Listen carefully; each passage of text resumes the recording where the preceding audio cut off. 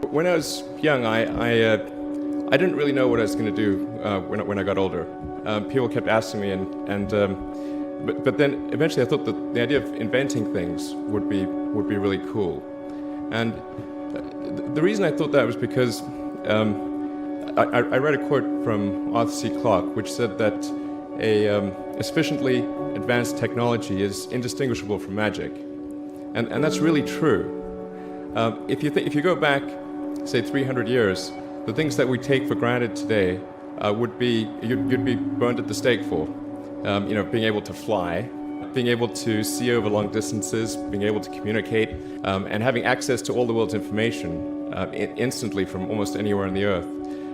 This is stuff that really would be magic, or would be considered magic in times past. In fact, I think it actually goes beyond that, because there are many things that we take for granted today that weren't even imagined in times past. They weren't even in the realm of magic.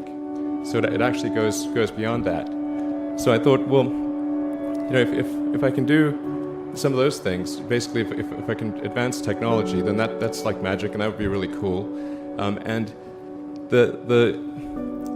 I also had sort of a slight existential crisis, because I was trying to figure out what does it all mean? Like, what's the purpose of things?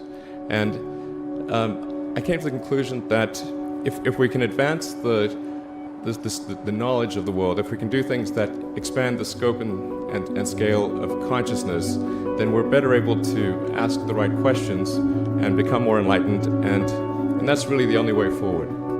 I think about what technology solution is necessary in order to achieve the particular goal, and then try to make as much progress in that direction as possible. I think being a multi-planet species and being out there among the stars is important for the long-term survival of humanity. But then the part that I find personally most motivating is that it creates a sense of adventure, and it makes people excited about the future. If you consider two futures, one where we are forever confined to Earth until eventually something terrible happens, or another future where we are out there on many planets, maybe even going beyond the solar system. I think that second version is incredibly exciting and inspiring, and there need to be reasons to get up in the morning. Life can't just be about solving problems. Otherwise, what's the point? There's got to be things that people find inspiring and make life worth living. When my brother and I were starting our first company, instead of getting an apartment, we just rented a small office, and we slept on the couch. And we showered at the YMCA, and we're so hot up we had one computer, so the website was up during the day, and I was coding at night, 7 days a week, all the time. And I sort of briefly had a girlfriend in that period, and in order to be with me, she had to sleep in the office. So work hard, like every waking hour. That's the thing I would say, particularly if you're starting a company. A natural human tendency is wishful thinking. So a challenge for entrepreneurs is to say, well, what's the difference between really believing in your ideals and sticking to them versus pursuing some unrealistic dream that doesn't actually have merit? And that is a really difficult thing to tell. Can you tell the difference between those two things? Right. So you need to be sort of very rigorous in your self-analysis.